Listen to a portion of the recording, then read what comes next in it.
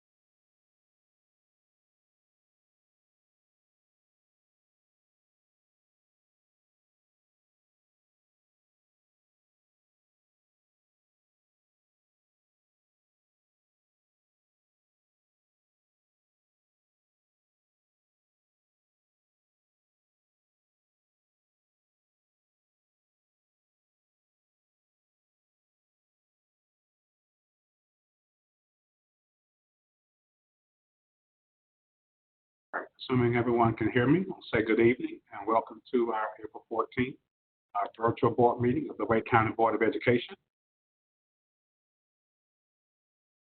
I see all that are here, and so we do have a quorum. And then sticking with our agenda, we're going to start with our Pledge of Allegiance. I'll start it, I will follow in. Pledge of Allegiance. Pledge allegiance to the flag of the United States of America and to the republic for which it stands, one nation under God, indivisible, with liberty and justice for all. Thank you for that.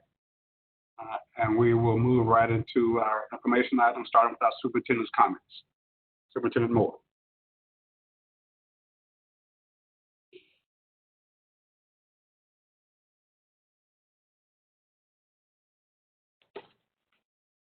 Got it. Good evening. Under truly unprecedented conditions, I am beyond proud of the work we are doing every day to provide support, structure, and instruction to our students. As you know, the vast majority of schools began the formal phase of continuous learning, remote learning, yesterday. This is a massive and, again, unprecedented effort, and I am pleased with the early reports of positive connections and meaningful learning taking place. Our academics team has been working nonstop to guide our teachers in effective and equitable remote instruction practices and to provide parents and students with the remote learning resources, tips that they need. We intentionally did not prescribe a one-size-fits-all approach. Rather, teachers, in consultation with their professional learning teams, their colleagues, are creating unique lesson plans they feel will best meet the needs of their students. This means that virtual learning is going to look different from one school to another school, and maybe within grade levels or from one grade to the next. I encourage parents and students to share questions and concerns with their teacher while understanding that we are all learning and adapting as we go. They should also visit remotelearning.wcpss.net to find resources and tips for maximizing the home learning experience. Teachers have been laying the groundwork for continuous remote learning for weeks now by contacting their students to provide social and emotional support and to assess obstacles to remote learning. We have identified approximately 30,000 students who need devices and more than 10,000 who do not have home internet access. I am pleased to report significant progress on both those fronts. As of today, 143 of our schools have checked out more than 16,000 Chromebook devices to students who indicated they needed one. We are working as quickly as we can to get the Chromebooks to the remaining schools so they can host their own distributions. Yesterday, the first shipment of Wi-Fi hotspots arrived, and we immediately set to work preparing those to be deployed to schools. It's astounding what has been accomplished in a matter of weeks, though we realize there is much work left to do. For those students still awaiting technology access, we are encouraging them to take advantage of the educational programming that's being offered on UNC TV. We are also working with schools to distribute printed materials to those in need. While we are confident meaningful learning is taking place, the watchword for teachers now are flexibility and grace. We know many families and students are struggling to adapt to this new normal. Above all, we want to be a source of comfort and support, helping everyone to come out of this crisis healthy and whole. To that end, our cafeteria workers have been on the front lines serving the most basic needs of our families since the outset of school closure. In that time, they have distributed more than 350,000 meals.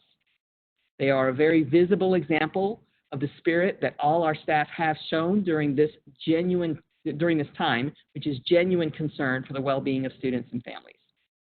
Yes, our primary business is teaching and learning, but this crisis has shown that the Wake County Public School System means so much more to our community. I am incredibly proud to lead an organization that cares deeply about those we serve. To our teachers, principals, bus drivers, child nutrition workers, counselors, nurses, and central services staff, thank you. That concludes my comments.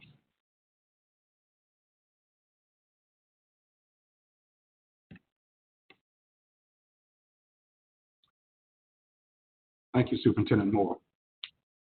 I just want to add during my comments, as everyone knows, we have been through the last month now, or a month or some change, extremely massive and unprecedented challenges. You've heard the updates that we have received from staff regarding our response to many of these challenges with respect to online learning, technology, nutrition, and feeding, caring of students, and that work continues. I'm so proud of the Wake County Public School System, our superintendent, our staff, our leadership for continuing to persevere through these challenges as we continue to move forward. We have a lot of challenges ahead, but I am extremely confident that we are poised to address each of those. We will continue to communicate and hopefully even over-communicate to our team, to our families, to our communities. I hope many of you have heard about it, and begun to tune in to the weekly updates that the superintendent and I are providing to help, again, share that information and to help us to move forward as a community. Last, I'll say we are strong as a community. We are talented. We are, most importantly, resilient, and we'll continue to move forward and face the challenges that are ahead and that make us Wake County and the Wake County Public School System. So I just want to thank everyone that's involved and ask to continue giving us patience, as Superintendent has said, continue giving us patience and grace as we continue to navigate these challenges, and we will be stronger as we get through this.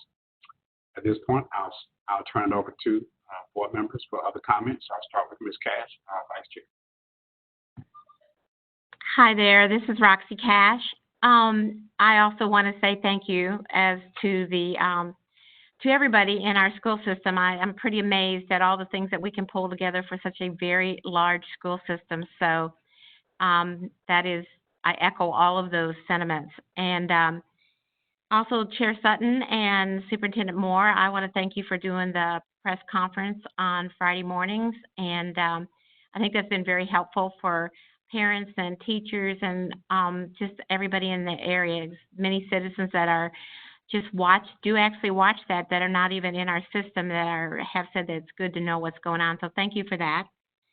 And I also want to mention that I believe that, I have witnessed just in another capacity, I've been a few of the schools watching feeding sites, and it's the joy that those people have out there is amazing. I can't tell you how funny some of our CNS people are when they're greeting the parents and talking, and some of the principals are there, keeping social distance, minding all the PPE that's going on, and being very safe but very joyful. So I want to thank them. It's amazing if you haven't been to a feeding site yet and watched our employees be a very good way to communicate. I'm going to give a shout out actually to two people today, and I'll probably give out more of those in the future, but I was at Poe Elementary earlier today, and Rosa was there, who was so funny with her team, and then Jackie, who was the head custodian at Poe today, came out and greeted almost everybody that went through that carpool line, and I think they gave out 800 lunches today and breakfasts. So I want to give a shout out to them, but all of our schools are doing a great job. All the schools and principals that are feeding their kids, I want to thank them. All right, thank you, Ms. Cash. We'll continue on that virtual side of the board table and start with Ms. Cushing. Thank you, Chair Sutton. And I want to applaud and add my thanks to the entire staff, to the folks who've been working so hard across the district to help our students. And we have to add that we miss our students, our teachers, our educators.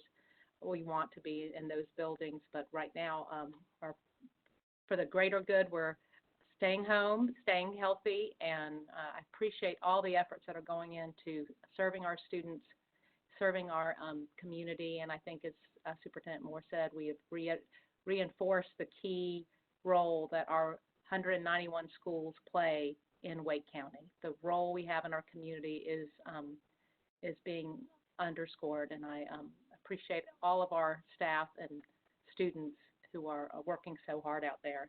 I also wanted to pay particular thanks to Activate Good for all the great support they're giving us with volunteers. We need our community to rally around our schools and our students right now, and to AT&T for the technological help. We, again, need our community to rally around and help our school district now and going forward in the future. So thanks for everyone for tuning in. Thank you, Ms. Kushner. Dr. Martin. Thank you. I too want to extend my just incredible gratitude and thanks to staff all across the board. You all have done a heavy lift, and it's much appreciated. I want to say thank you to students and parents and caregivers, because you too have become part of this educational process in a way that is new. But I want to give a special shout out and thank you to teachers. I'm right with you in the trenches. This virtual instruction is challenging.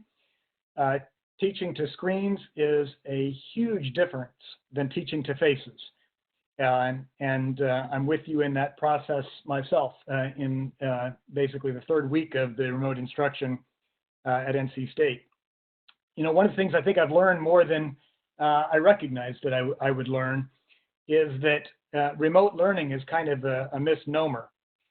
I can do remote instruction, I can do remote teaching, but what has become even more clear is the extent to which learning is a very personal and local thing. That, you know, the learner themselves in their context is so critical to the learning, and this is why the social emotional aspects to education are so critical. So while we will do the best we can with remote instruction, remote teaching, remote engagement, let's all remember that learning is very local and very personal.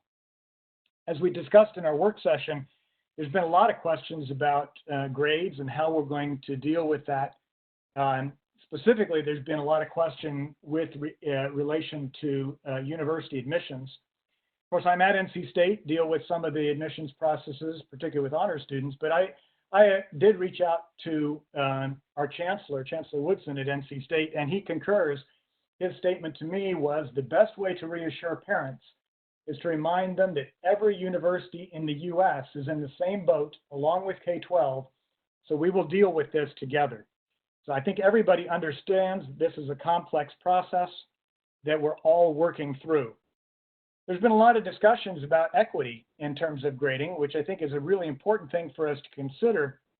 We absolutely need to consider equity of access, but I'd like to also share that we need to think about equity from year to year.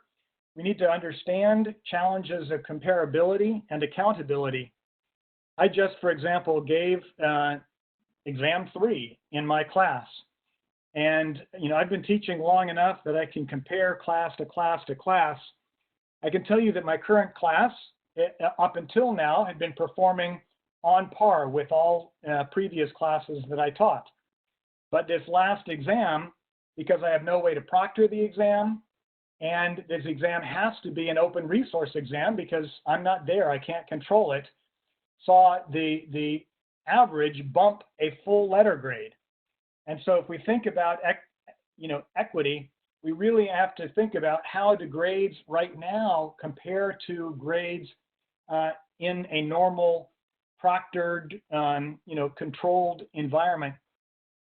That kind of comparability, that kind of accountability is a challenge that we're going to have to address. What was said in the work session, right now let's focus on engagement, much more so than on assessment. At home, please make sure your students have creative unstructured time, because creative unstructured time is where some of the best learning will take place. I think over the last years, standards and assessments have made education in general become overly structured. But now we have a chance to use this as an opportunity for what I would call a human reset. Cook, build, read, explore, serve. These are all parts of learning. I can guarantee you that you will forget content, but I can also guarantee that you will remember what you do. So to everyone, a huge thank you. As you engage, remember to do, be creative, and explore. And that's the way to best handle learning in this unusual time. Thank you very much. Thank you, Dr. Martin. Mrs. Scott. Thank you, Chair Sutton. I don't think I could thank anyone in any new way, from our teachers to every single employee, every single volunteer, every PTA member. The people coming together is what I'm trying to focus on in some of the moments where this is overwhelming. This is sad. My own children are sad. This is not school. They enjoy being in the building. They enjoy the teachers they had in previous years greeting them every day. It is really challenging for everyone, but I want to focus and thank everyone who's working to just try to make this the best possible solution to a global pandemic, and that work and that desire to help others. We see the volunteers in the community. I have to thank the former mayor of Rolesville, Frank Eagles. He is a very big advocate for Health and Human Services, and he has been driving meals to families and alerting me to places that he's been concerned about as well, as he's very familiar with Eastern Lake and the Rolesville area.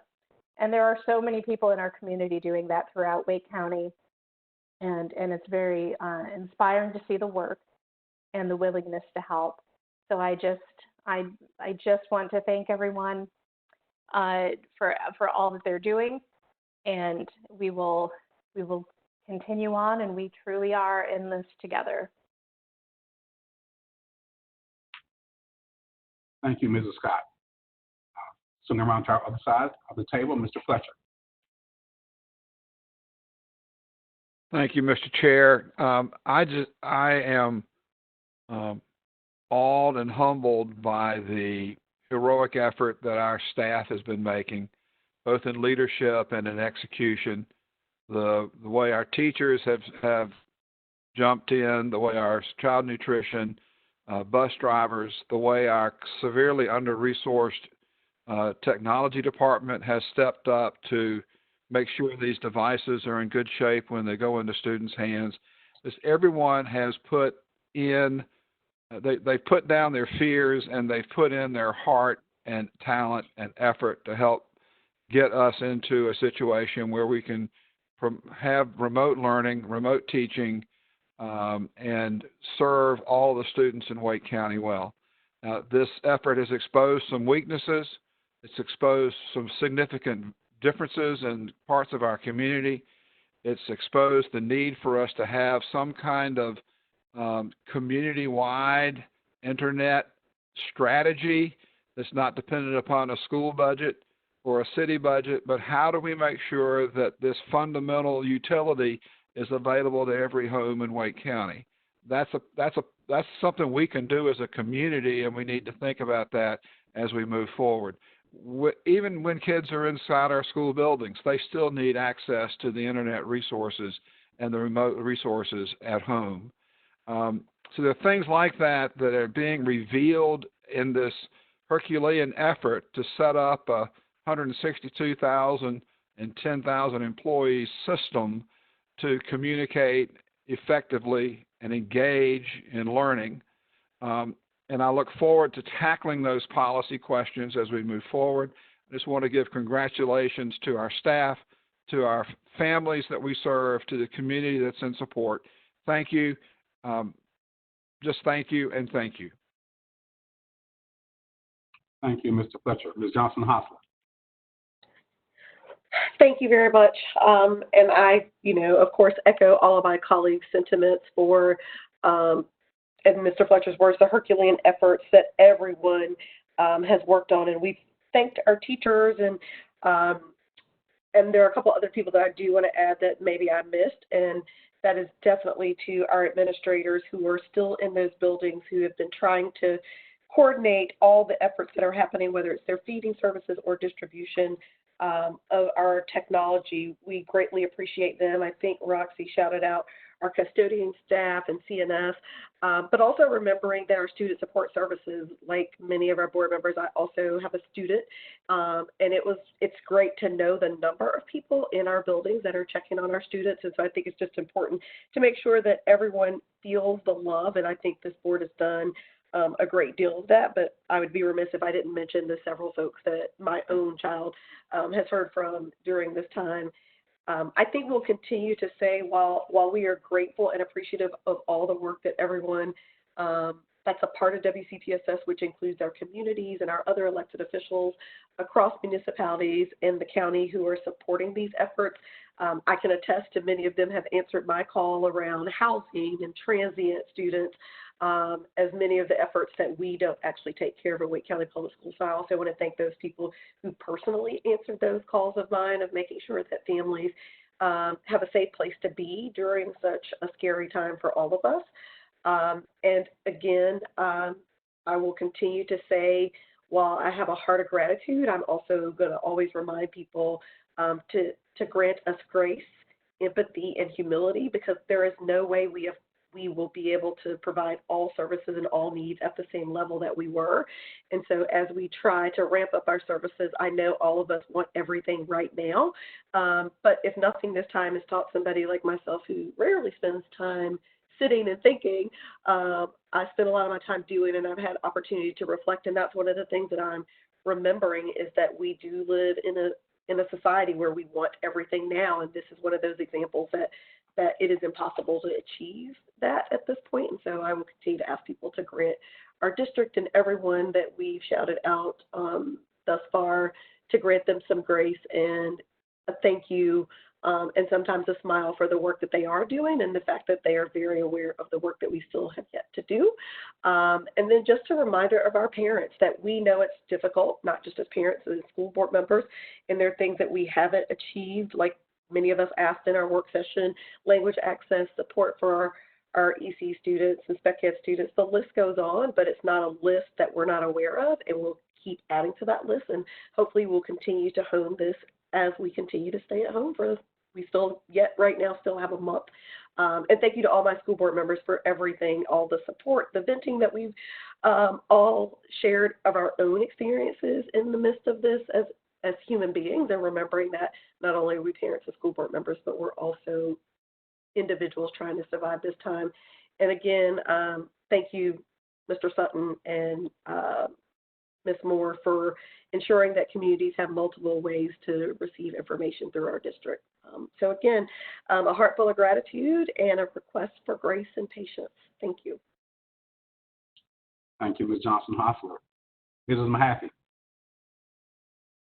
Thank you, Chair Sutton.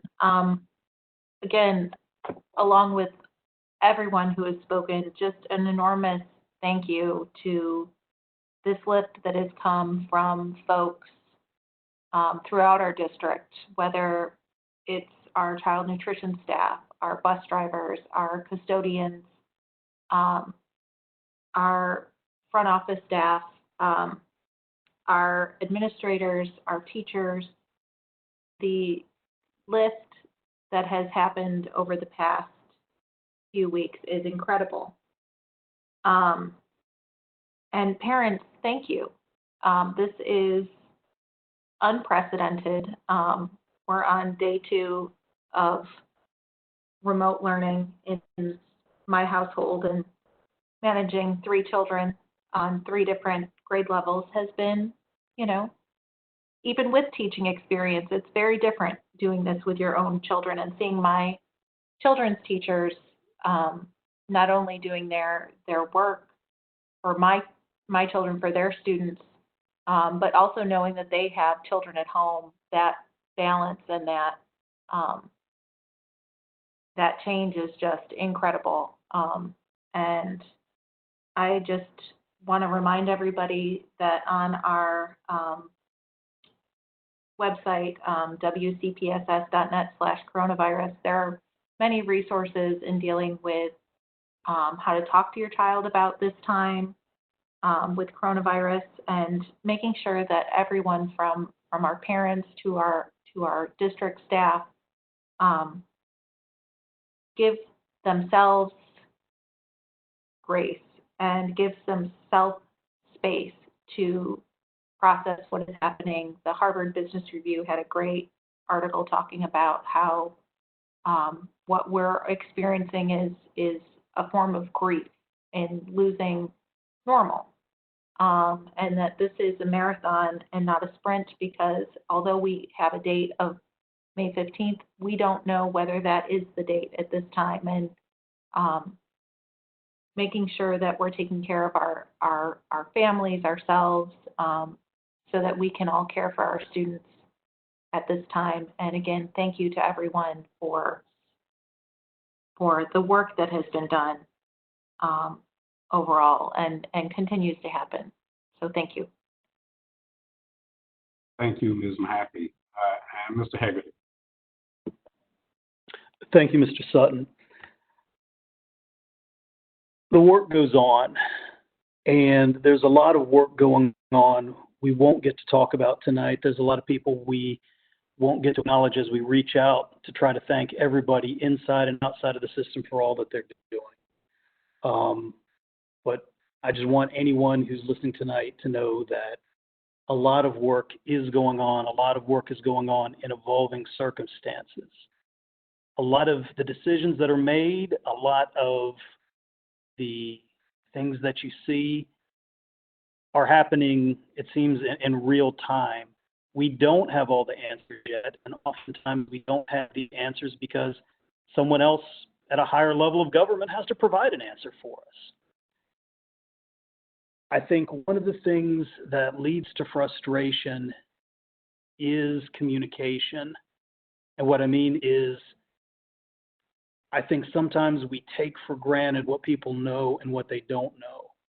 And when people don't know what's going on, or they know what's going on, but they don't know the how or the why behind it, that's where a lot of frustration comes in. And I think that the more that we're able to do to explain the how and the why, when we don't use buzzwords, when we explain and we're honest about challenges and limitations, but we're welcoming and opening to people about their ideas and their input, the better that we'll do in bringing everyone into this process and understanding really the task that we have. To that effect, I really want to commend and let them know how much I appreciate what Superintendent Moore and Chairman Sutton have done just in even starting the weekly briefing. The content of these briefings is excellent, and it's a regular supply of information that really gives people more information about a lot of the questions that they're contacting the rest of us about. I think this is key. I think this is crucial, and I think it's a wonderful example of improving the communication and the transparency in our system. So just a really big thank you to both of them, and then just to every board member who I see out there active in their communities, whether they're helping to deliver food or meals, or delivering masks, or helping to drop off supplies. All of the work that everyone is putting in is just inspiring, and it's like nothing I was prepared for when I came into this position. So, everyone, just thank you for all of your good work. Let's continue to work together. We don't know how long this will go on. We don't know where we're going to end up. All we do know is that, in my opinion, Carol Baskin's husband did not commit suicide. Thank you. Thank you, board members, for your heartfelt comments and your appreciation. I'm going to toss it to Superintendent Moore right quick before we get into the rest of our agenda. Superintendent Moore. Thank you, Chair Sutton. I just wanted to visit my comments again because I skipped over a sentence that I wanted to come back and highlight. I want to just spend a moment really thanking our principals in our schools for the tremendous effort that they are having to make at this point where we have decentralized their community. We have taken our classrooms that they take so much pride over making sure that teachers and that learning is going on with students, and they've built relationships. And we have asked them to decentralize those efforts, to continue to be leaders of their communities, to go back to their schools when it's needed, to distribute devices or food, and to continue to build community that way. They are truly workhorses in this effort, and we know that the efforts of central office and the work that comes down from the State Department, that all has to be executed at the school level and then in the what is now almost 100,000 classrooms in our district. That is truly a remarkable task. They are to be commended for maintaining that community that they value so much and leveraging the relationships that they have built to ensure that teaching and learning continues with our students even now through remote learning in this crisis. So thank you, principals. Thank you, Mr. Sutton.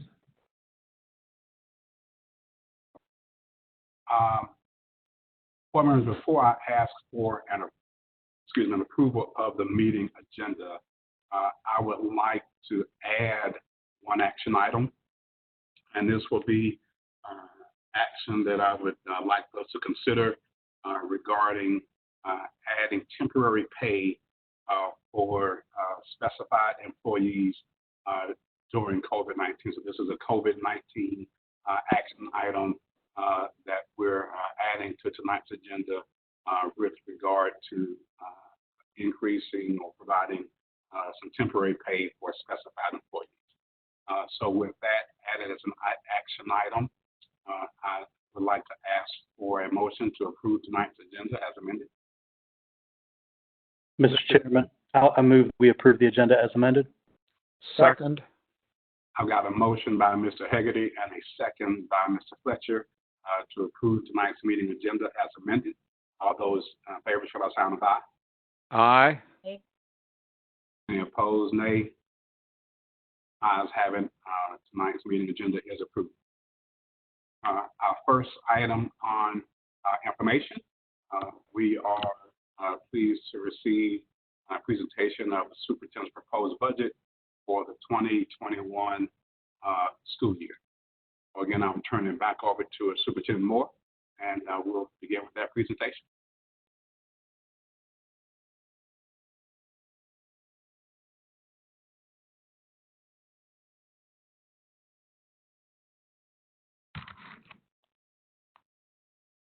Good evening.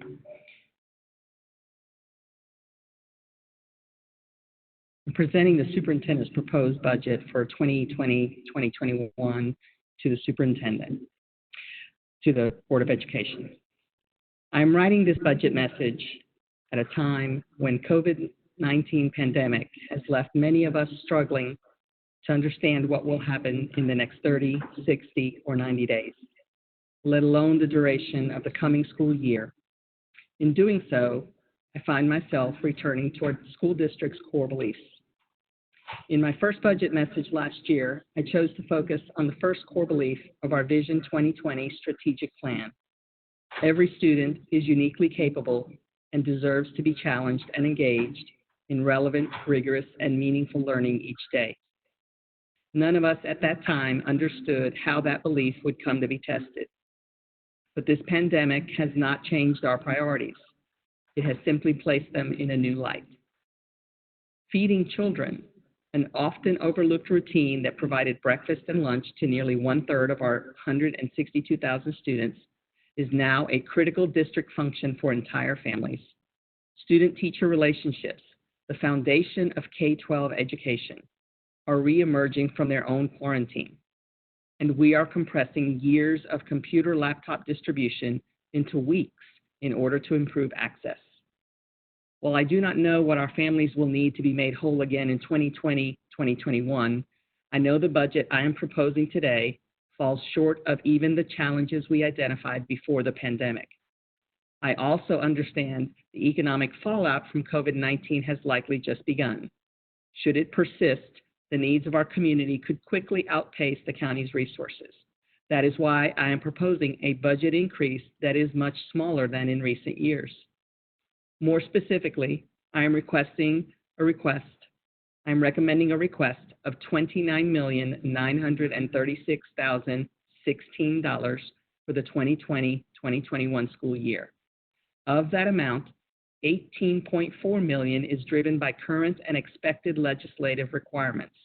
Another $2.1 million is tied to increasing property costs, and $2.8 million is needed to pay for the opening of new schools. I appreciate this recommendation will require further collaboration with the county in the coming weeks and months as the full effect of COVID-19 becomes clearer. However, to recommend less than the $29.9 million could require further reductions in areas where the district never caught up following the Great Recession. Familiar issues, such as those identified in last year's multi-year funding plan, will still remain when this pandemic ends. Class size restrictions, for example, will continue to put pressure on many schools, especially those in western Wake County. Specifically, the smaller classes required by law will mean hiring additional teachers and finding more space. And despite an initial projection of nearly flat enrollment growth, that prediction no longer seems likely. This is because current state policies allow charter schools in Wake County to delay their openings after public school projections were already announced. Of course, these students will still need a classroom. And with nearly 4 of every 5 school-aged children in Wake County attending traditional public schools, chances are excellent that the classroom will be a part of the Wake County public school system. We are pleased to serve them. When needs such as these are combined with legislative requirements, it is difficult to identify ways to reduce this proposed budget further.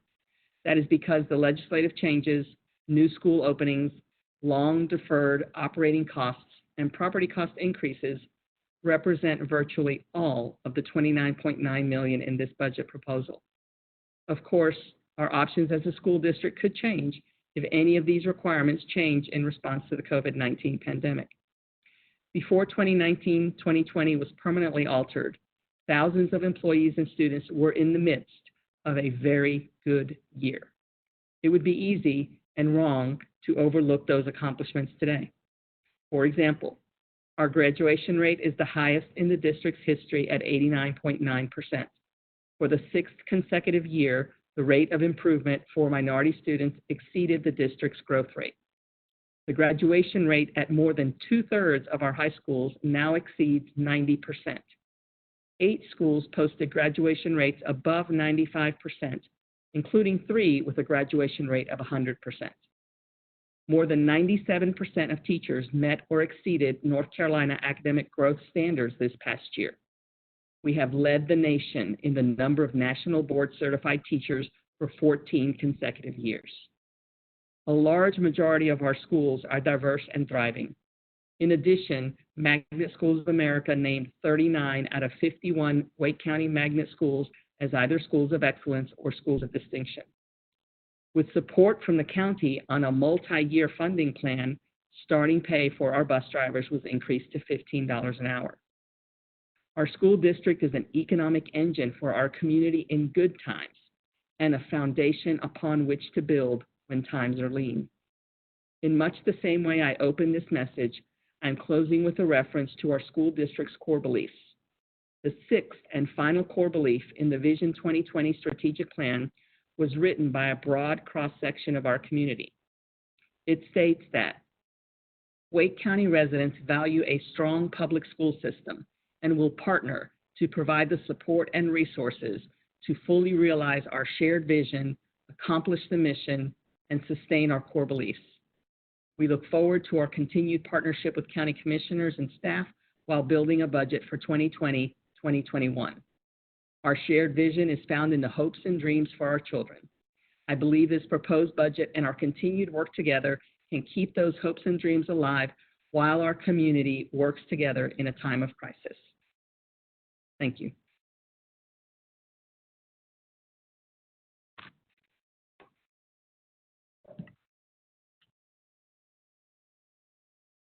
All right. At this time, we have Mr. Nieder presenting the budget.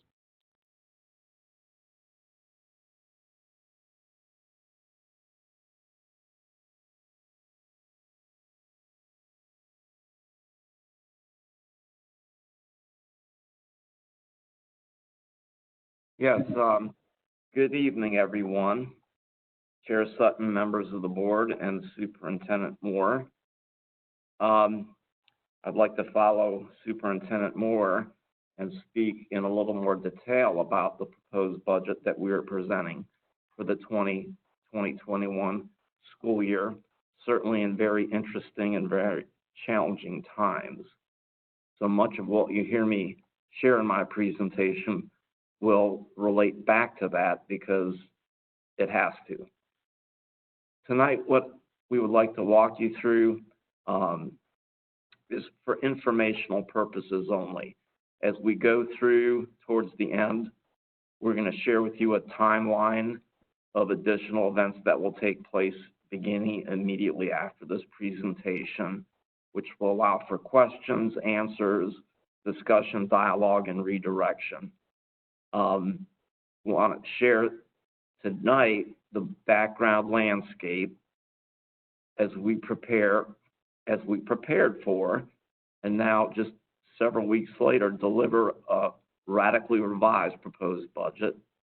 Share with you a few of the potential risks. One I would say is not even a potential risk at this point. Give you a highlight of the funding request by category. Talk to you about the budget development timeline and some next steps. Those are the primary areas. There are a few others. So let me start with the background landscape on the operating budget.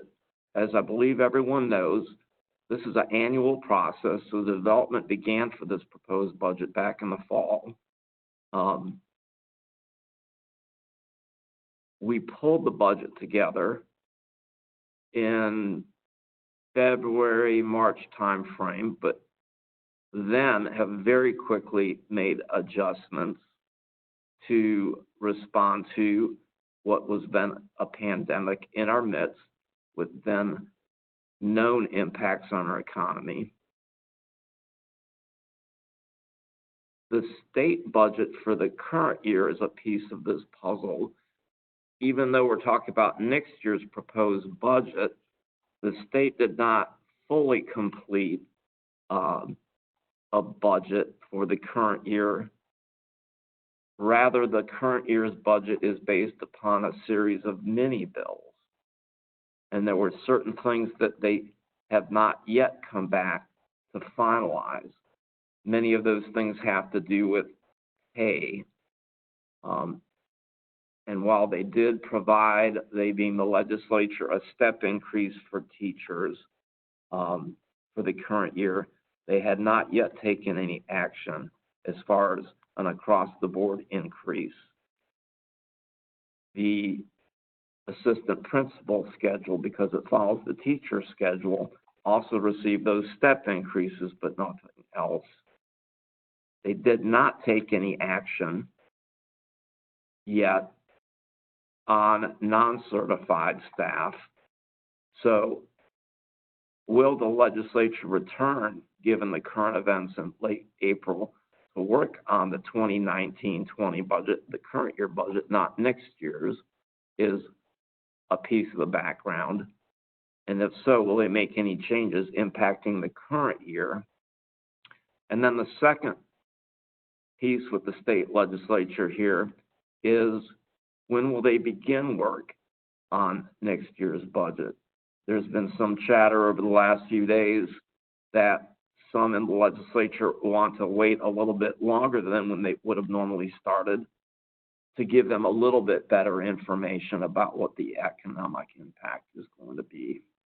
And then the last bullet on this slide, it goes without saying, but just the true economic uncertainty of the recession.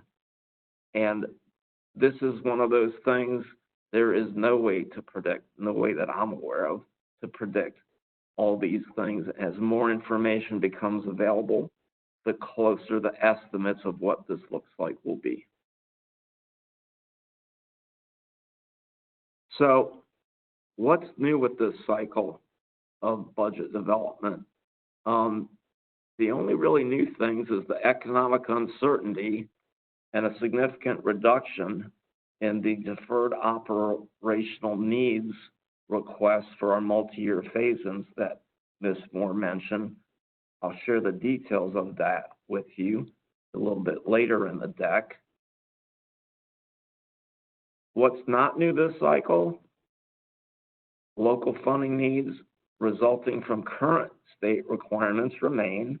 One example being the class size requirements.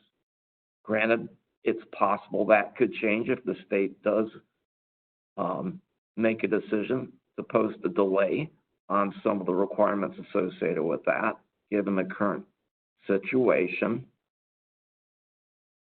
What's also not new this cycle, we're opening a new school this year, a new elementary school in 2020, 2021. And unless we change formulas, local funding will be required for operating that new school. Wake County continues to add students. Where they will go, there's a little bit of question, and we'll share more with you when we get to one of the potential risks, but that's not new this cycle. And with those additional students come additional costs. Requests for new and expanding programs in this budget, as they have been in budgets in all recent past, are very limited. We'll share more on that.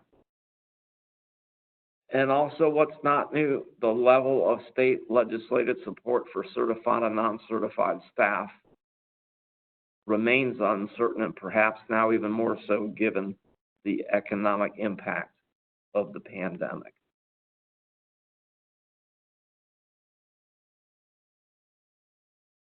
So I'd like to now switch over to potential risks. And you'll see on this slide, I took the word potential and crossed through it. I don't think it's a matter of potential anymore. It is a risk, and that's the economy. There's still uncertainty about what the initial economic impact of this pending recession will be. There's uncertainty of the mid and long-term economic impacts and recovery time. And why does any of this matter? We're not in the business of forecasting economies. Well, it matters because everything that we do in our core business of learning and teaching requires funding. Most of it's people. About 80% of our operating budget goes to fund people. The vast majority of those are in the school. And our revenues come primarily from the state, from the county, and from the federal government. And the state depends for its revenues that they then in turn pass along to us, primarily on personal and corporate income taxes and sales taxes. The county depends primarily on property tax and sales tax for its revenues. And the federal government, again, corporate and personal income taxes. The federal government does have one opportunity that the state and local governments don't. They're not required to have a balanced budget, and they can, put this little tongue-in-cheek here, print money.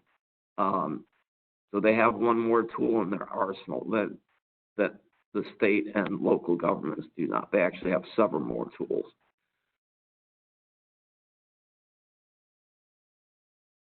Again, staying on this risk, our current state and local government leadership are now tasked to make decisions with this uncertainty about what their revenues will be, and without the capacity to run a budget in an unbalanced state.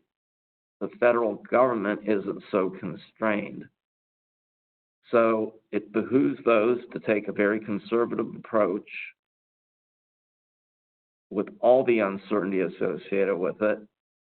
And as available funding streams become clear from the county, from the state, and from the federal government, with likely stimulus from the federal government, in turn, Wake County Public Schools will make recommended adjustments to whatever becomes the board's proposed budget, and then finally the board's adoption budget in the coming months, maybe years, with, again, our focus on mitigating the impact on our core business, learning and teaching. Couple slides on the recession, and we'll jump into the budget. A traditional definition of a recession is 2 consecutive quarters of economic decline. Well, that's 6 months. We're not at the other end of the 6 months to say we're really in recession based on that traditional definition, but there's good general consensus that we are headed there. The depth of it is largely dependent upon the length of the pandemic, and the length of recovery has a lot of different factors underneath it, including the length of the pandemic and what type of tools are used throughout the world by governments, usually at the federal level, to stimulate the economy. Again, much uncertainty about the economic impact will continue near term. And again, as additional information becomes available with what has happened, it will inform our future better.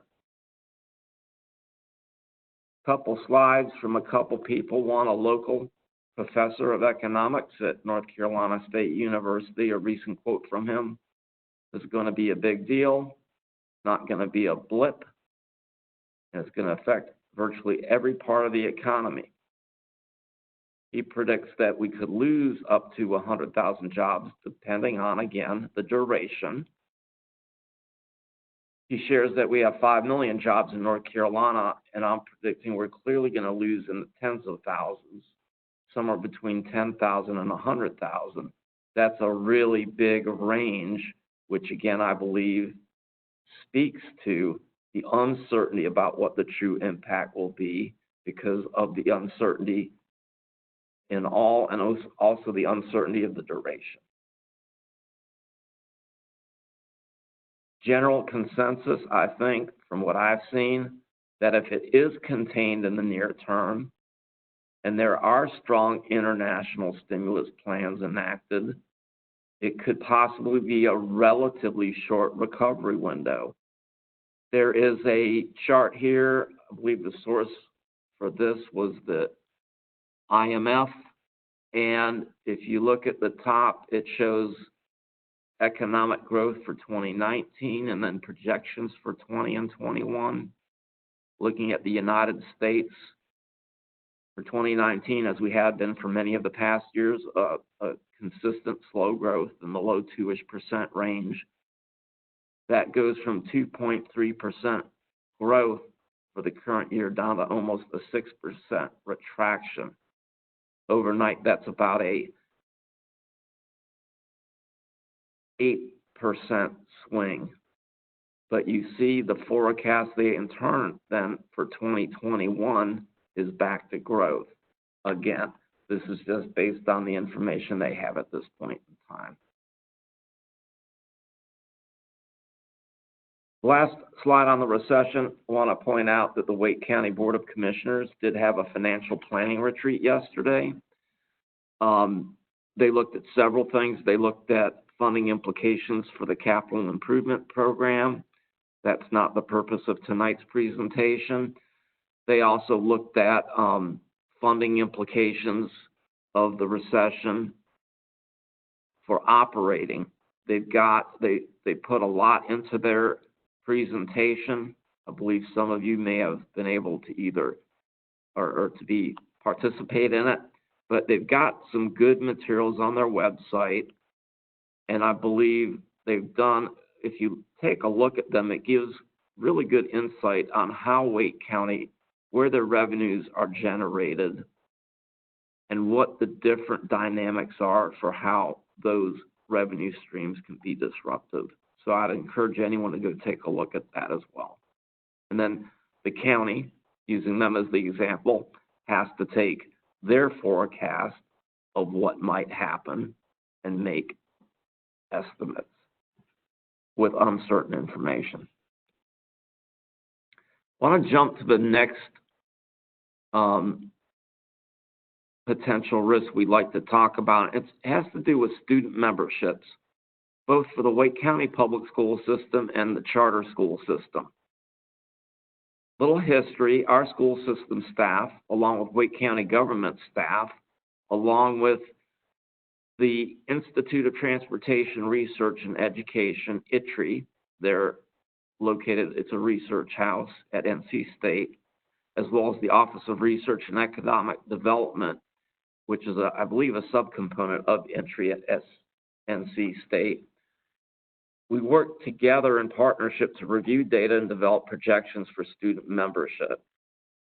And at the time these projections for 2021 were done, 6 charter schools had stated they were planning to open in 2021 that would serve Wake County students. So that factored into, as looking at the overall growth in students in Wake County, those 6 schools opening factored into their estimate of how many would go to, of those, I think it's a little over 4,000 students would go to charters versus how many would go to Wake County schools.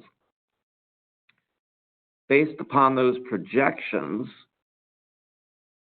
and I'll let you just take a look for a minute at the chart. At that time, this group, again, of Wake County government, ITRE, ORED, and Wake County public school staff projected a significant increase in the charter numbers, about 4,174, and a very, very small increase in Wake County Public Schools membership.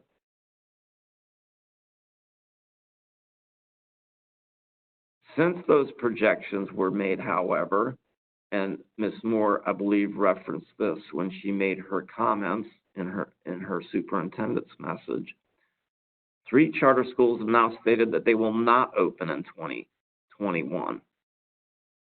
In addition to that, the pandemic and resulting economic impacts add a level of uncertainty about how this will change parents' decisions about going to charter versus Wake County schools.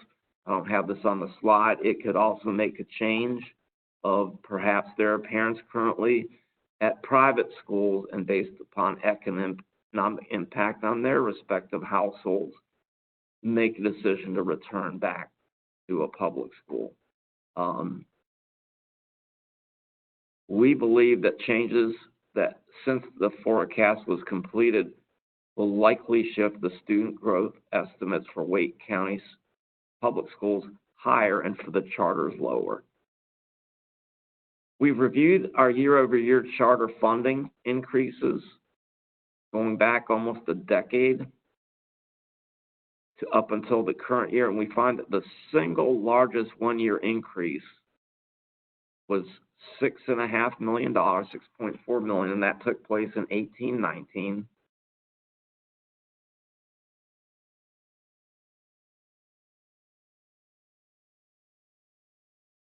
And because, and I'm not sure if I referenced this on a prior slide, but based upon those projections with 30-some students coming to Wake County and the rest going to charters, the increased amount going to the charters was in the 12 million plus range. We have, and this is why it's considered a potential risk in the budget, we don't believe that those forecasts are going to come to fruition, number one. Number two, the largest increase we've had in the last 10 years has been about half that, and that's why we are including in the proposed budget an increase in funding of $8.6 million for charter school payments. So there's a risk that those numbers come in as were, and we have not asked for enough funding, but we're taking a calculated risk. The actual student membership in both Wake County public school and charter schools, as well as approved revenues, will ultimately determine the actual increase. We'll continue to monitor this and keep the board informed. And again, we won't know the full extent of the enrollments at both charter schools and our schools until we get close to and up to and into the opening of the new school year. Now I'm going to jump into the overall proposed budget. Overall, it's a $1.8 billion operating budget. For state funding, it's based upon current state formulas. Current being the key word here, we have nothing other than current formulas to base it on. We do know that there are potential cuts coming, but to in any way, shape, or form at this time try to predict or prognosticate what those might be would not be fiscally responsible. So we simply note that the current budget is based, or the budget is based on current formulas. The budget, as Ms. Moore has mentioned, requests an increase in local appropriation of $29.9 million, and it does also invest $8.7 million of fund balance. You'll see that's footnoted. That's over 50% of our available budget, and I'll speak more about that in a future slide. Here on this slide, you can see the breakdown of the budget, and it has not changed from prior years. The vast majority of our funding goes straight to schools. The next box for facilities and operations, even though we account for it as not going to the schools, it is because it's for maintenance and operations of the schools, utilities, transportation, things like that. 3% of the funding comes through and it passes through and it goes to the charter schools, and that's of the overall budget. And I believe if you look at the number of the local funding that goes to the charter schools, it's up in the 8 or 9% range. 2% for the Board of Ed, Superintendent's Office, Communications, Chief of Staff, and Chief of Schools, and then 1% for each of those three last categories, and those are central operations for academic advancement, administrative services, and technology services. So again, our budget is heavily weighted, as it should be, towards our core business. Our funding requests, we have not made any changes to the categories, but I just have them listed here. I won't read them. They're the same as we had last year. We did make some changes to them last year. We're going to run through each one of these quickly. Legislative impact, a total increased local funding request of $18.4 million. A lot of that is driven by the charter school payment I just spoke about. The next item are employment state benefit rate increases. The state has already put out anticipated benefit rates, employer matching benefit rates. And so unless they make a change, and we at this point don't anticipate it, we would have increased local costs in the amount of $5.2 million. We have included, and although the state still does not have a final budget for the current year, but we have included for certified staff and for non-certified staff, our estimate of what it would cost to put into place what they had proposed for the current year. And that was a 1% increase for non-certified staff and a 2% increase for certified staff. We've included money for the K-3, local money that would be required for the K-3 class size phase-in. It's possible the state may slow it down. That funding is largely to keep our formula higher than the state average. So when it comes to adjustments, that could be an area that we would recommend adjusting. And then a relatively small amount for the local portion of an estimated school administrator increase.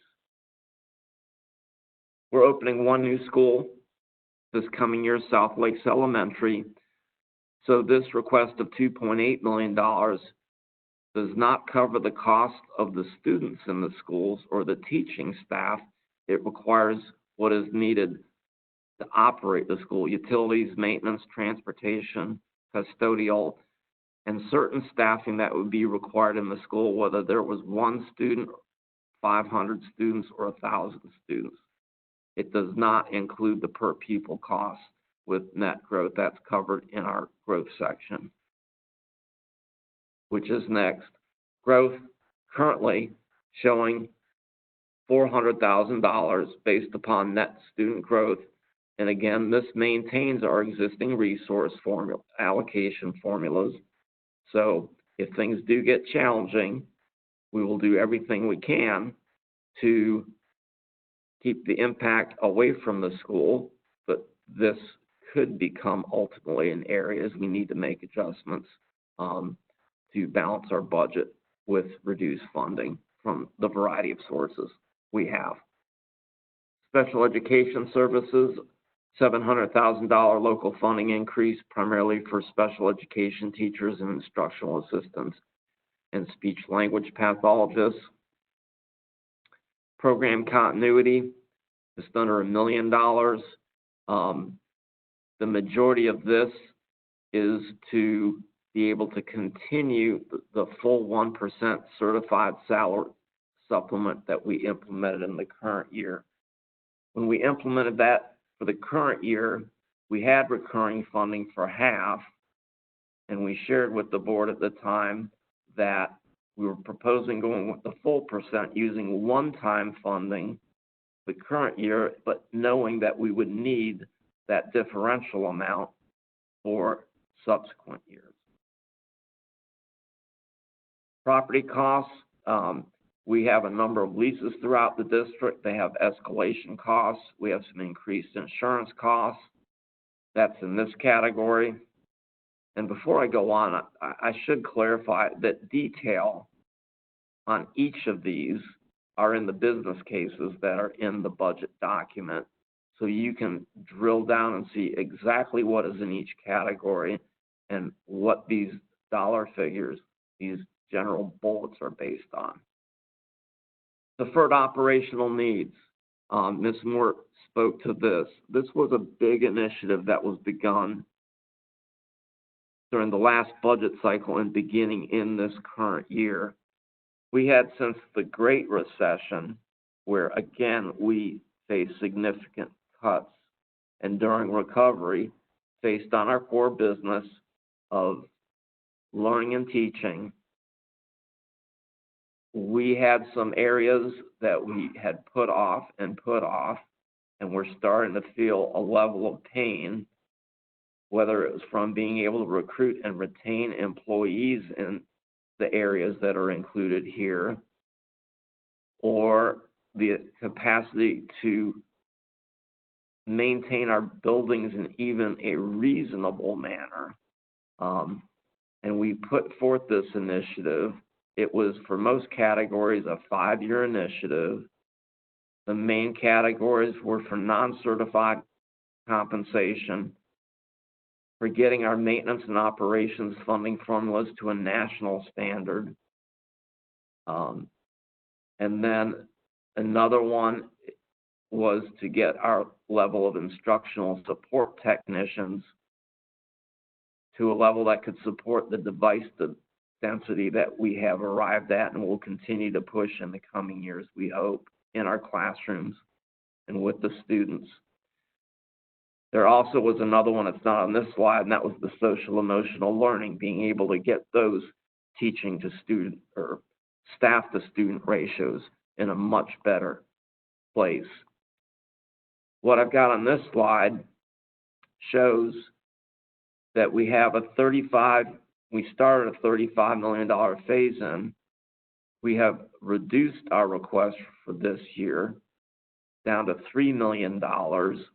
It would have been, I think, in the original plan, $7.9 million, because the first year, it was not divided out equally over 5 years. The first year was lower.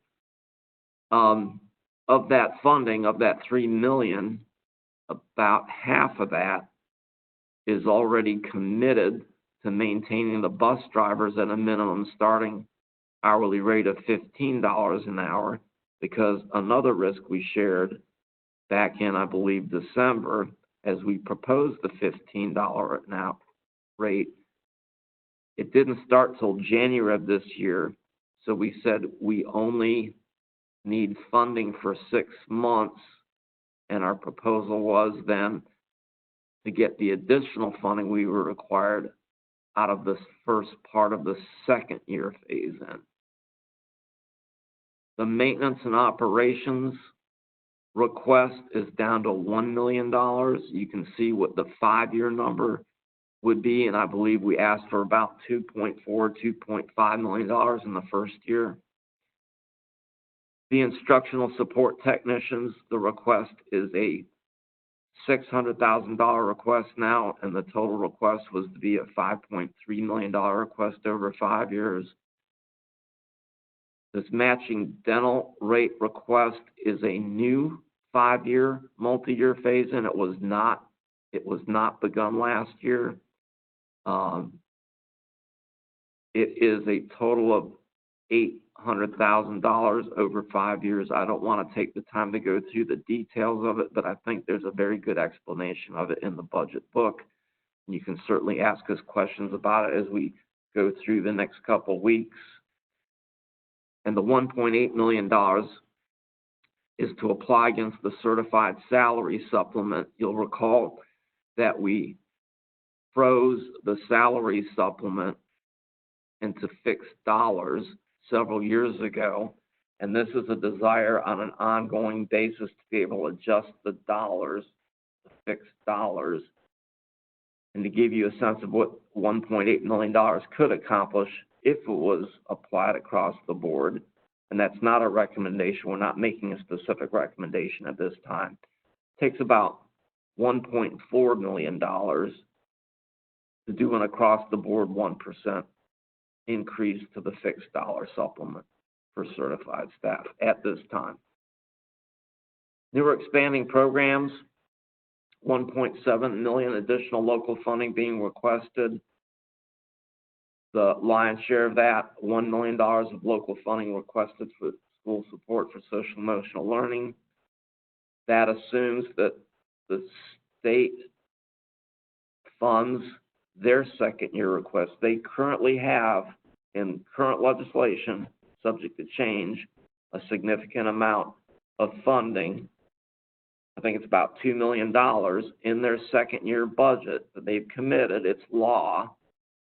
Assuming that doesn't go away, we then need to have supplementary funding to cover. That all can change, and then there's $500,000 in here requested for magnet schools. And again, the business case will give you detail on that. So some other things to note, and I already talked on this, the proposed budget does invest $8.7 million in fund balance budget. That exceeds the board's, the threshold in the board policy, and if the board does ultimately get to the point of approving a budget that exceeds the 50% threshold, they will need to waive their policy, as they have done in many of the past years. There are, in the current year, going to be savings based upon our pandemic operational changes. We're not doing certain things that we would otherwise be doing. We know that. We know that there are going to be savings. Over time, we'll be able to get a better handle on exactly what they are. And the flip side of that, based upon our current POC, if we'll call it that, we've got unplanned expenditures that are offsetting those unplanned savings. So as we come into the coming weeks and months, we'll be pulling that together as well. All these things are playing out against each other. Things are changing literally on a daily basis, but we're aware of that. We're tracking that. And that's one of the reasons why we are reasonably comfortable increasing our amount of fund balance to appropriate into the budget a little bit over the 50% level. The last things I'd like to share with you on this slide, they're not directly related to the 2021 proposed budget, but they directly, they're tangential to it. First, the State Emergency Leave Act. I believe most of you are aware of what this is, but this is allowing state workers, in the case of Wake County Public School System staff, if they need to be at home because they are either directly impacted by this illness or they're caring for a family member because of this, or they need to be at home because their student would normally be in school and there's no other caregiver in the house. It covers a lot of different areas. Has been enacted, been out there for probably 2.5 weeks. It's a big deal, but I want to make sure people understand that it doesn't give us any additional funding.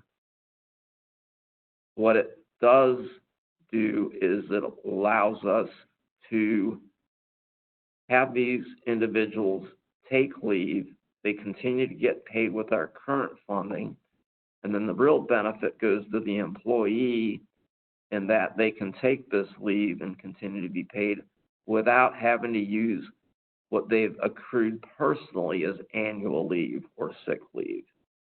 So to our employees, that's a big deal. The federal stimulus, one of the federal stimulus acts, which is now being called the Coronavirus Aid and Economic Security Act, it's still working its way through the process.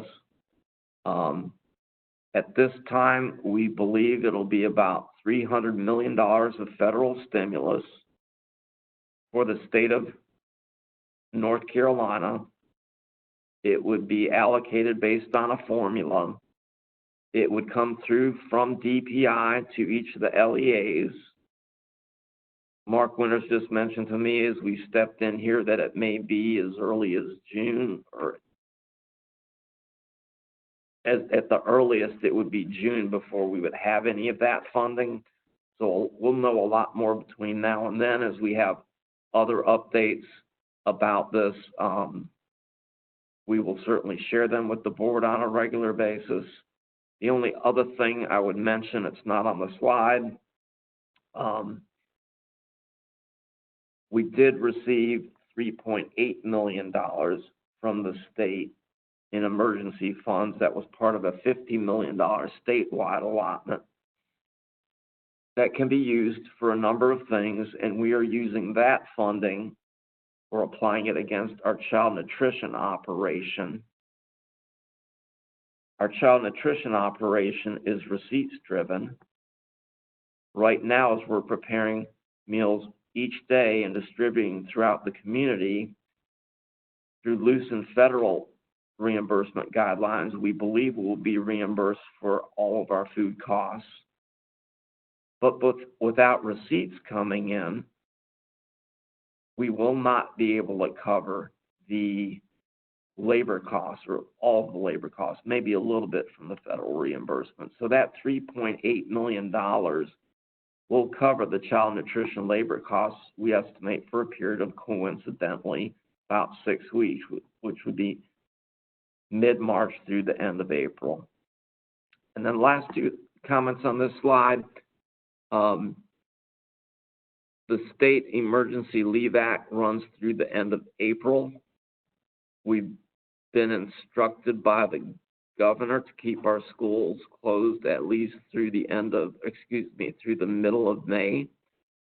So over the coming week, we're going to be doing some scrambling and determining what we will be doing for our employees to see what we can do to retain as many of them as we can for that period that begins May 1st through mid-May.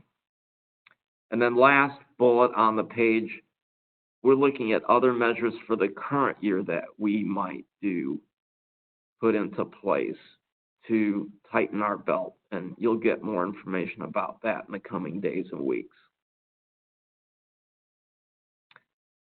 The budget document, in the past, I've done a somewhat lengthy orientation of the budget document. I will not do that this evening, as all board members have been through this process at least once before. But it is posted now on our website. It's also as backup material in Assembly, as well as the presentation you're seeing right now as I speak. And the iterations, the board proposed budget and the board's adopted budget will all be posted there as we go through there. The only orientation I will give you is this page. And again, it follows a similar format to prior budget documentations. And it gives you at the front end a sense of what this budget development process is, some background data, and then it jumps in at more of a summary level, and then it becomes more granular about what these different requests are. So I'll let you review that. And as you do review it, ask that you submit questions about that to our Senior Director of Budget, who's sitting in the room with me, at least 10 feet apart, through email. And something we have not done in the past that we were going to look at doing this year. In the past, generally, we've accumulated those questions, developed staff responses, and reviewed them in the next board work session. Because our time frame this year is more compressed, and because we've got some additional just challenges given the uncertainty in the economy and the pandemic, we will likely develop responses and push them out periodically over the next 2 weeks to the board, as well as put them on our intranet site. We'll still plan to review them with you in your work session, but we want to be able to tighten that a little bit. And so if one of our staff responses triggers another question, give you the opportunity to have that back and forth and not lose time waiting till the 28th. As I said, that board work session will be 2 weeks from today. We'll ask that you hold a public hearing on that same date. Our recommendation is that as current events allow us, there be a joint boards meeting. How and when to be determined. Additional work sessions as required beyond the 28th. And then our target would be for the board to approve a proposed budget on May 5th. And as you all know, we're statutorily required to get a request in front of the county by the 15th of May. And there's just a summary of what I've questioned. I've shared Terry Kinsey's email address.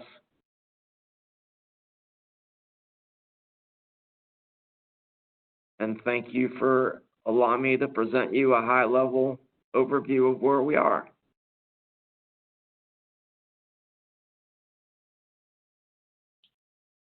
Thank you, Mr. Nieder. We appreciate that overview. Any questions? We'll take a few questions from board members at this time, if there are any.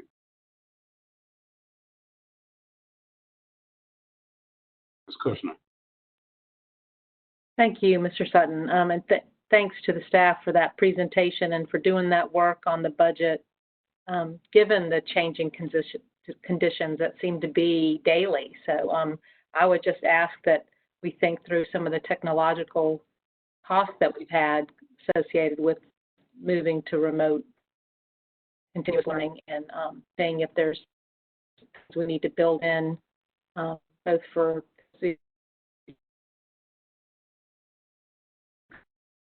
existing year as well as next year, and also technology something.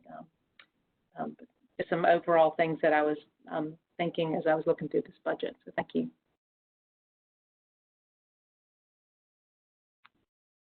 Thank you. Thank you. Mr. Fletcher.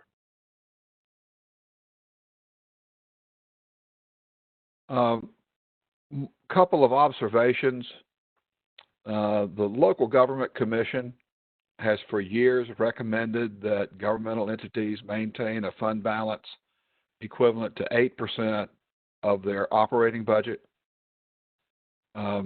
We have had discussions with different sets of county commissioners over the years, and have had discussions of having of agreeing on 2% of our total budget or 6% of our local appropriation.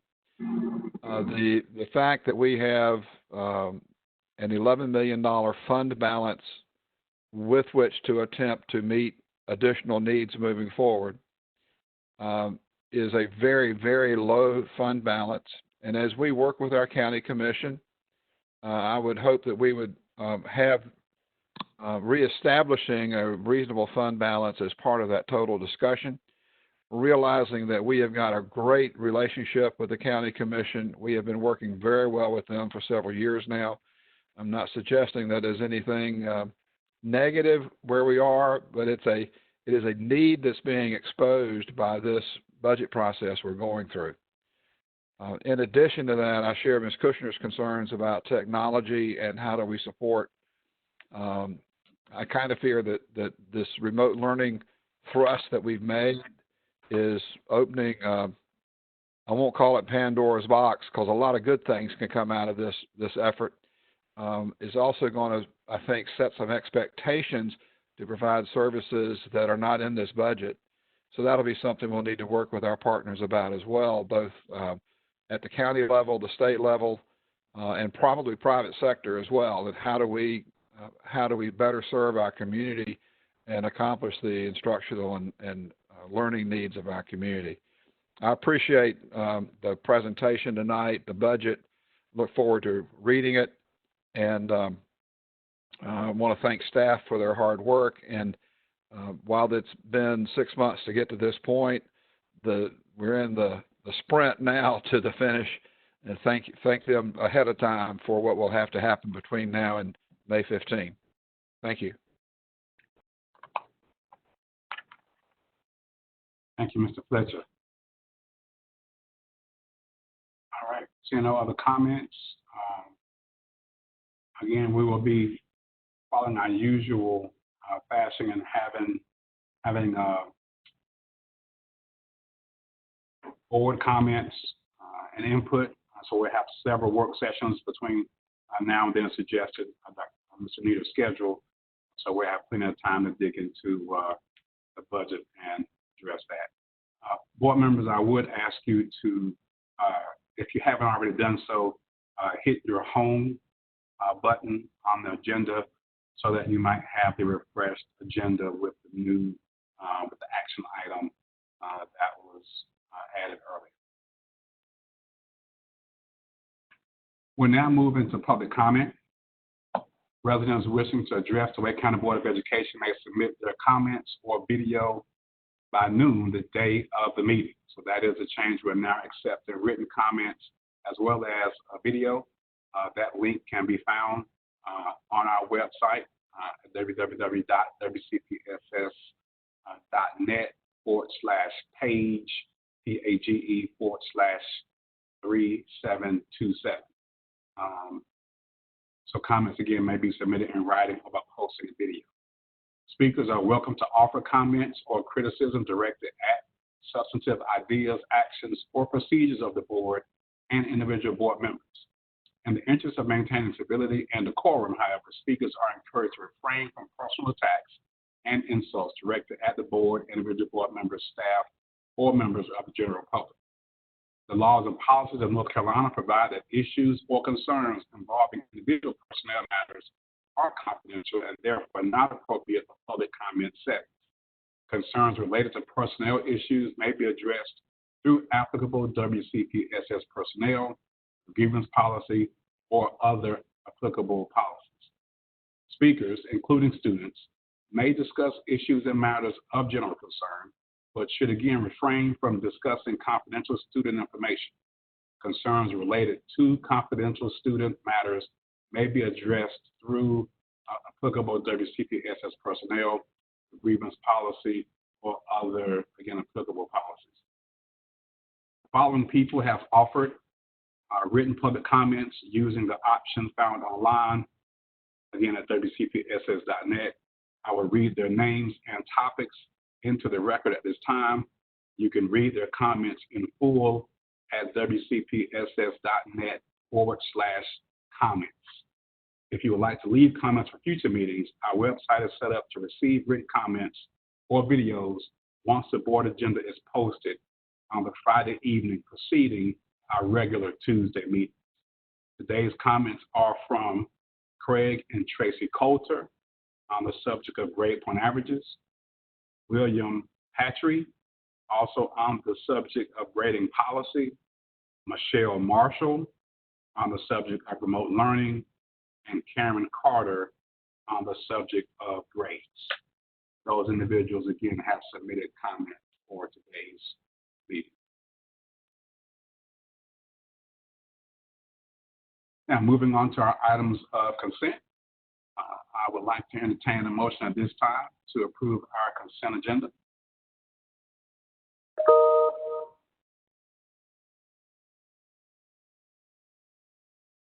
Motion to approve? Second. I got a motion to approve tonight's consent agenda from Dr. Martin and a second by Mr. Fletcher. All those in favor, show by sign of aye. Aye. Aye. Opposed, nay. Ayes have it. Tonight's consent agenda is approved.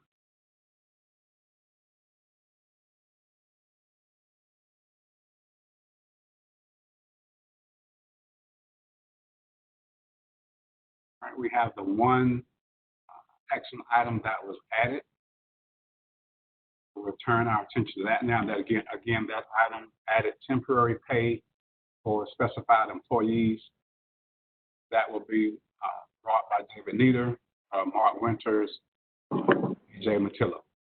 So, David, Mr. Nieder, I turn it back over to you at this time. Thank you, Mr. Sutton, and again, good evening, all. This item, and we appreciate your adding it to the agenda, knowing it was not there when the agenda was published last week. So we do appreciate that allowance, is to allow some additional pay beyond normal hourly rates for specified staff working in certain conditions during this period of time. Many of our school staff are providing community support through initiatives such as feeding program, distribution of technology, potentially in the future distribution of instructional materials. Employees in these categories include bus drivers, a variety of child nutrition employees, technology support personnel, and the employees in these departments are all hourly and they're considered non-exempt employees. And the criteria for employees that would be eligible for this additional pay is as follows. We want to give consideration to non-exempt employees whose work requires them to come into contact during this period of time with parents, students, and third parties. Consideration given to non-exempt employees whose work requires them to be in the workplace or in the field with coworkers in close proximity. And the pay would only be during the period of time where they're in these conditions, the additional pay. And our proposal for additional pay would be for those working for 15 hours a week or more in these conditions, they would receive a $75 per week stipend during this period of time. And for those working within the required criteria for at least an hour but less than 15 hours would receive half of that $75 stipend.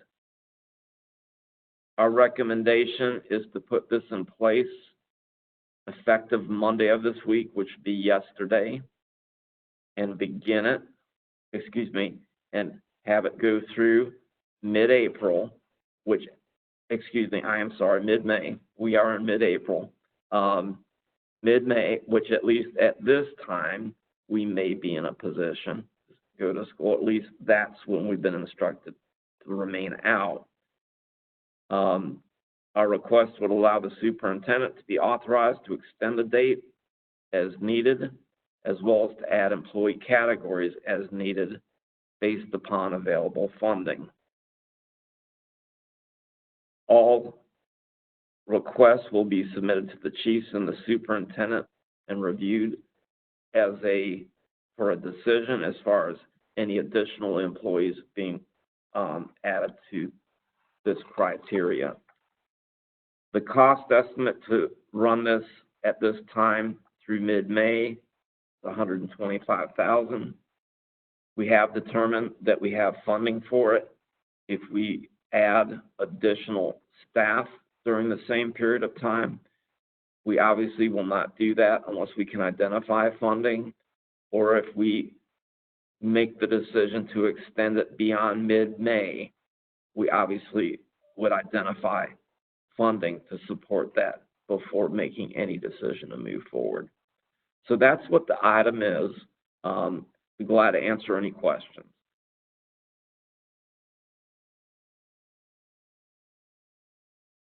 Ms. Kushner? Wait a minute. Before we do, can I entertain a motion to approve the request to provide added temporary pay for specified employees? So moved. So moved. Second. Got a motion to approve the request for temporary pay from Dr. Martin and a second by Ms. Mahaffey. Are you ready for discussion? Ms. Kushner? Thank you. I was going to ask if we could specify to authorize up to $125,000 and ask that staff come back to us if they're finding that they need additional funds or if that needs to be extended, just so that we're doing our due diligence and responsibility to get updates on how that might expand. Yes, we certainly can do that. Thank you. Ms. Mahaffey?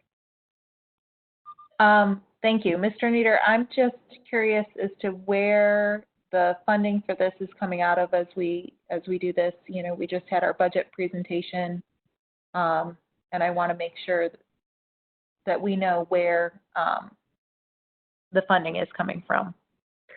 I believe the funding identified, a variety of sources. First, Child Nutrition does maintain a fund balance that can be used for this.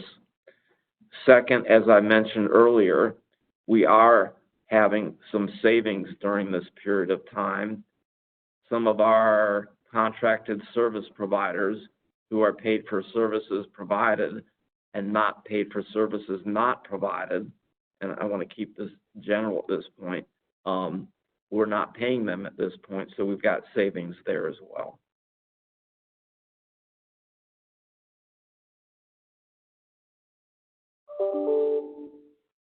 Mr. Nieder, will we see in our over-under as that comes, I'm assuming in the next board meeting, what those cost savings are? You probably won't see them in that one, but you will see them in the subsequent report. Because it's coming to you in arrears. The one you'll get at the end of April is effectively through the end of March. Okay, so we would see this then in, yes, so we would see this then in May? Yes. Okay.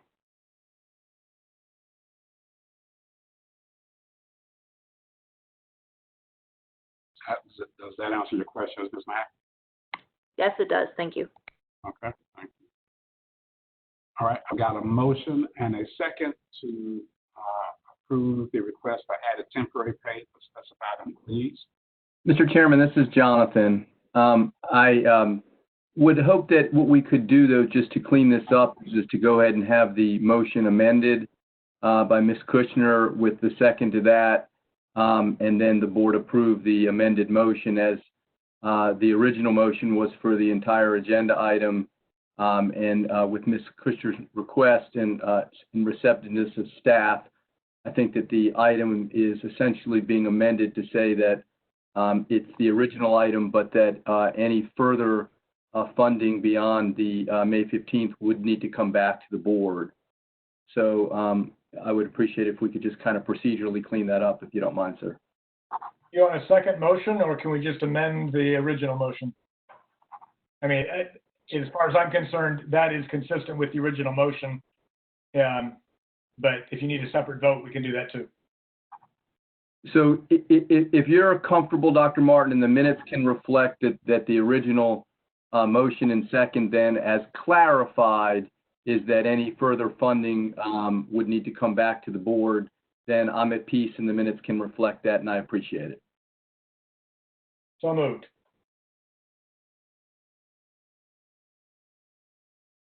Second. Got a motion by Dr. Martin and a second by Ms. Johnson-Hostler to add that clarifying statement to the original motion that any further funding beyond $125,000 will come back to the board. Any further funding request? Further funding request will come back to the board. Chairman Sutton, I had my hand up a minute. Okay, go ahead, Ms. Cash. When Ms. Mahaffey asked about where this money was coming from, because the fact that it's coming as an action item tonight may bring up some questions in the future with some of the commissioners. Where is this funding coming from? I didn't quite get the answer that where we were getting the money for this. Ms. Cash, basically as a result of our changing in operations, and I'll actually go back to one of the slides from the budget presentation. We are now, as a district, facing, or we are not having to expend certain funds that we otherwise would have. We're not driving buses every day is an easy example. We're not spending money on fuel. Well, we're spending some to deliver meals, but much more limited. That's one of many examples where we're not facing costs. Now, there's a flip side of that as well. We're now, as a result of where we are, expending funds in areas that we normally would not have. So there's in both directions. We believe there will likely be some net savings overall. Those are the savings with local funding that roll the over-under. And then we can use those savings to apply to unanticipated needs. And that gets to, I think, where Ms. Mahaffey was asking, can we see this in the over-under report? And yes. And then Ms. Mahaffey asked, well, can we see it at the next meeting? You will get that report at the next meeting, but those are transactions through the end of March. So to see April transactions, you'll be getting that a month in arrears. Did that help clarify? I'm not sure, but I see it. I guess we'll see it somewhere. Yes, you will. Mr. Chair. Yes, sir. Ms. Cash, one other thing that Mr. Nieder shared was that some of the contracted services that we had budgeted to pay for are not providing this contracted service, and therefore payment does not need to be made to those contractors. So there's savings in that dimension as well. There are lots of little places where money is going to be not spent.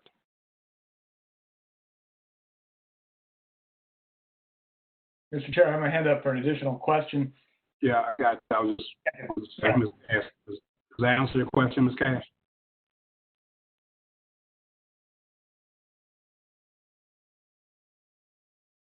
Yeah, I'm okay.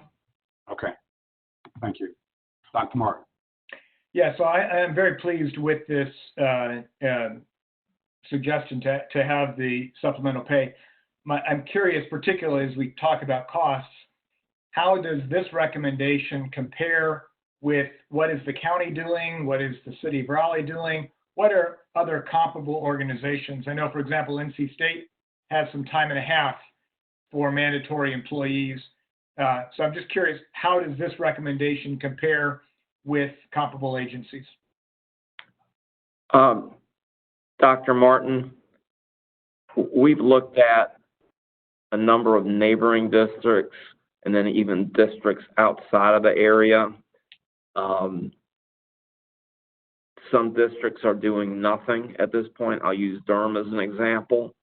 Durham has not put anything in place. I don't believe Johnston is doing anything at this time.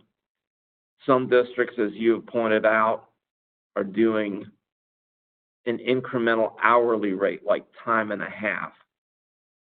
Others are doing a fixed dollar amount, like what we have proposed, because it's easier to manage in a number of areas. So, and as far as, how do we compare dollar-wise? One of the districts we looked at, there were different districts, and as far as this equates to about $300 a month for a 4-week month. Other districts were doing $200, $250, so we decided we want to go a little bit above that, if that gives you a general sense. And they're doing it for similar categories of staff as well. So I appreciate that for the school districts. Do we know, is Wake County doing it for their employees as well? From what we know at this point, that's a work in process. I'll share what I know. I believe for some of the staff associated with the emergency operations center, they have implemented this, and yet for other first responders, at least as of what I've heard in the last couple of days, they have not implemented it. Thank you. You're welcome. Dr. Martin, I would add that of the 12 largest districts, 8 of those districts are already providing some level of funding to frontline employees.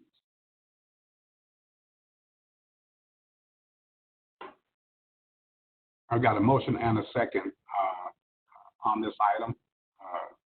All those in favor, show by sign of aye. Aye. Aye. Aye. Any opposed, nay? Ayes have it. Request for added temporary pay is approved. Thank you. Thank you, sir. Can I entertain a motion to go into closed session at this time?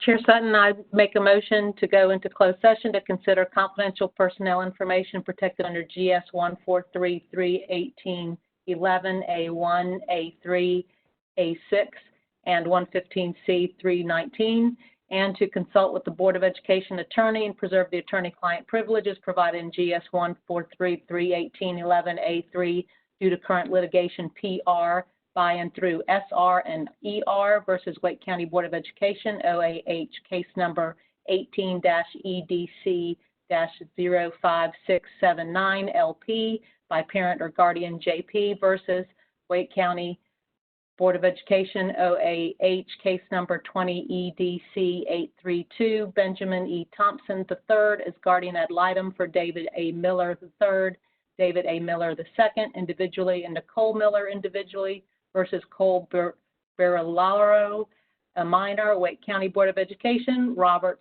Schoonover, and in his individual capacity, and Erica Grunder in her individual capacity, Wake County file number 20 CVS 003352, and to consider confidential student information protected under GS 115C-402 and the Family Educational and Privacy Rights Act 20 U.S.C. 1232G. Second. I've got a motion to go into closed session per the item stated by Ms. Mahaffey and a second by Mrs. Cash. All those in favor, show by sign of aye. Aye. Aye. Aye. Any opposed, nay? We now stand in closed session. Again, want to remind everyone to, again, log off. And your board members who need to log back in to the closed session invitation that you received in email earlier today. Those in the public, we now stand adjourned, and thank you very much for joining.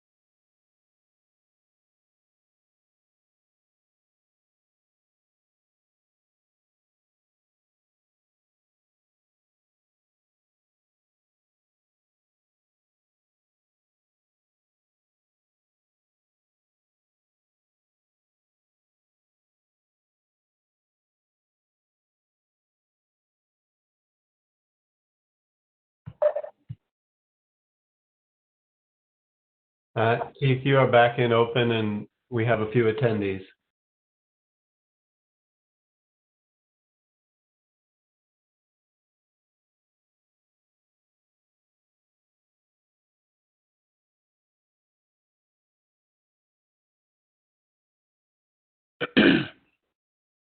Sorry, didn't have my mic on. Okay.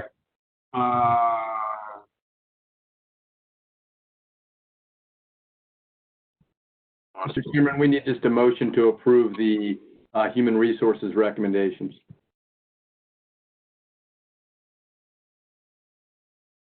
To approve the human resource recommendations. Second? I got a motion by Ms. Johnson Hoster and a second by Mr. Fletcher to approve the human resources recommendations as brought forward by the superintendent. All those in favor show by sign of aye. Aye. Aye. Any opposed, nay. Ayes have it. HR recommendations are approved. Then you have a couple of settlements to read. Just one, sir. This is to announce the board settled the case of Ellis versus Wake County Board of Education, 19 SP-2741, North Carolina Superior Court, with a payment of $16,000 and other standard settlement terms, including a denial of liability and a resolution of the matter. That's it. All right. Thank you, sir. I think there's any other business to come before the board this evening, so I can entertain a motion to adjourn. Motion to adjourn, sir. Second. That was a motion, I think, by Ms. Kushner. to adjourn. Yes, sir. Thank you. And I didn't catch the second. I did. Second. Second. All those in favor, show by sign of aye. Aye. Any opposed? Aye. Ayes have it. We stand adjourned. I hope everybody stays well and healthy. Yeah, good night, everyone. Same to you. Take care. Well. Bye-bye.